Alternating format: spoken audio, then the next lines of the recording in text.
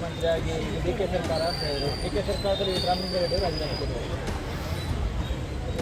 DK Shivakumar ಮುಖ್ಯಮಂತ್ರಿಗಳು, ಸಿದ್ದರಾಮಯ್ಯನವರ ಸಚಿವ ಸಂಪುಟ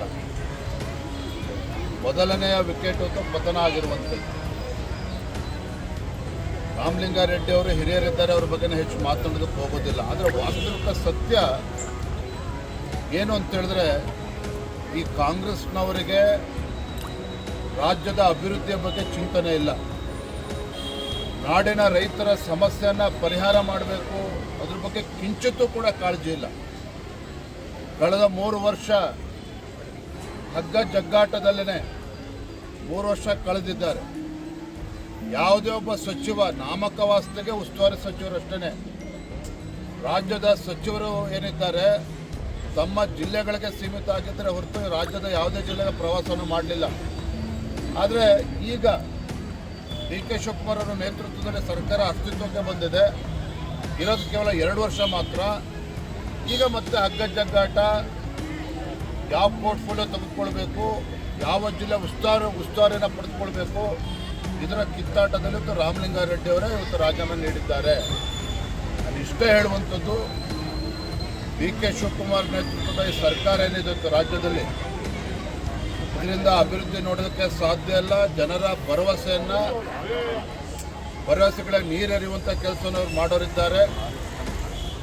ರಾಜ್ಯದ ಜನರ ಅಪೇಕ್ಷೆ ಇದೆ, ಇಂಥ ಬಡವರ ವಿರೋಧಿ, ಜನ ವಿರೋಧಿ ಕಾಂಗ್ರೆಸ್ ಸರ್ಕಾರವನ್ನು ಕಿತ್ತೊಗೆಯಬೇಕು, ಮುಂದೆ ಭಾರತೀಯ ಜನತಾ ಪಾರ್ಟಿ ಸರ್ಕಾರ ಬರಬೇಕು. ಇದು ನಮ್ಮ ಅಪೇಕ್ಷೆಗಿಂತ ಹೆಚ್ಚಾಗಿ ರಾಜ್ಯದ ಜನರ ಅಪೇಕ್ಷೆನೂ ಕೂಡ ಇದ್ದಿದೆ. ಹಾಗಾಗಿ ಒಬ್ರಿಗೊಬ್ಬರು ಕಾಲು ಎಳೆಯೋದ್ರಲ್ಲೇ 2 ವರ್ಷ ಕಳೀತಾರೆ. ಅದು ಅದಕ್ಕಿಂತ ಮುಂಚಿತವಾಗಿಯೇ ಮಧ್ಯಂತರ ಚುನಾವಣೆ ಬಂದರೂ ಕೂಡ ಆಶ್ಚರ್ಯ ಇಲ್ಲ. ಇದು ವಾಸ್ತವಿಕ ಸತ್ಯ. ಬಿಜೆಪಿ ಎಷ್ಟು ತಯಾರಾಗಿದೆ ಅನ್ನೋದಕ್ಕಿಂತ ಹೆಚ್ಚಾಗಿ ರಾಜ್ಯದ ಮತದಾರರು ಬದಲಾವಣೆಯನ್ನು ಬಯಸ್ತಾ ಇದ್ದಾರೆ. ಭಾರತೀಯ ಜನತಾ ಪಾರ್ಟಿ ಕಳೆದ ವಿಧಾನಸಭಾ ಚುನಾವಣೆಯಲ್ಲಿ ನಮಗೆ ಹಿನ್ನಡೆ ಆಗಿರ್ಬೋದು, ಅದಕ್ಕೆ ಕಾರಣಗಳು ನೂರಾರು ಇದ್ದಾವೆ. ಆದರೆ ಇವತ್ತು ರಾಜ್ಯಾದ್ಯಂತ ನಮ್ಮ ಪಕ್ಷದ ಕಾರ್ಯಕರ್ತರು ಸಹ ಯಾವುದೇ ಸಂದರ್ಭ ಚುನಾವಣೆ ಬಂದರೂ ಕೂಡ ಸಜ್ಜಾಗಿದ್ದೇವೆ ಅನ್ನುವ ವಿಚಾರದಲ್ಲಿ ಯಾವುದೇ ಗೊಂದಲ ಇಲ್ಲ.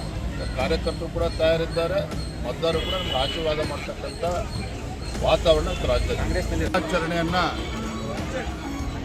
ಕರ್ನಾಟಕ ರಾಜ್ಯದಲ್ಲಿ, ದೇಶದಲ್ಲಿ ಮತ್ತು ಇಡೀ ಜಗತ್ತಿನಲ್ಲಿ ಬಹಳ ವಿಶೇಷವಾಗಿ ಅರ್ಥಪೂರ್ಣವಾಗಿ ಆಚರಣೆ ಆಗ್ತಾ ಇದೆ.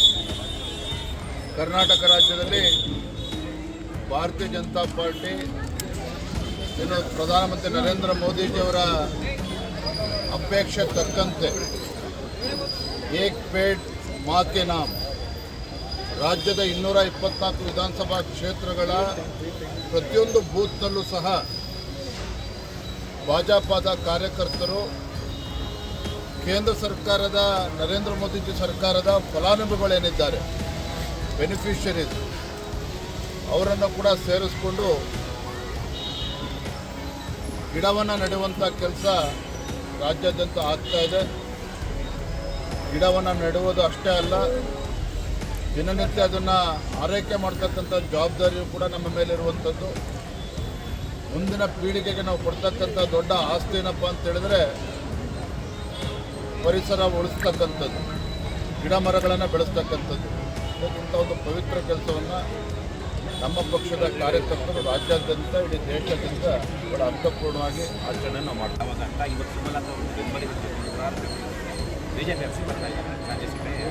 ಗೌರವಾನ್ವಿತ ಸುಮಲತಾ ಅಂಬರೀಷ್ ಅವರಿಗೆ, ಅವ್ರ ಬಗ್ಗೆ ರಾಜ್ಯದಲ್ಲೂ ಕೂಡ ಚರ್ಚೆ ಆಗಿದೆ. ಪಕ್ಷದ ವರಿಷ್ಠರು ತೀರ್ಮಾನ ಮಾಡ್ತಾರೆ. ಇವತ್ತು ನನಗನ್ಸಾಗಿ ಇವತ್ತು ಮತ್ತು ನಾಳೆ ಒಳಗಡೆ 2 ವಿಧಾನ ಪರಿಷತ್ತಿಗೆ ಎರಡು ನಮ್ಗೆ ಅವಕಾಶ ಇದೆ. ರಾಜ್ಯಸಭೆ ಒಬ್ಬರಿಗೆ ಮಾತ್ರ ಅವಕಾಶ ಇರುವಂಥದ್ದು. ಪಕ್ಷ ಇವತ್ತು ಮತ್ತು ನಾಳೆ ಒಳಗೆ ಕೇಂದ್ರದ ವರಿಷ್ಠರು ನಿರ್ಧಾರವನ್ನು ತಿಳಿಸ್ತಾರೆ. If you like this video, ಬೇಗ ಲೈಕ್ ಮಾಡಿ, ಕಾಮೆಂಟ್ ಮಾಡಿ, ಶೇರ್ ಮಾಡಿ ಹಾಗೂ ಯೋಯೋ ಟಿವಿ ಕನ್ನಡವನ್ನು ಸಬ್ಸ್ಕ್ರೈಬ್ ಮಾಡಿ.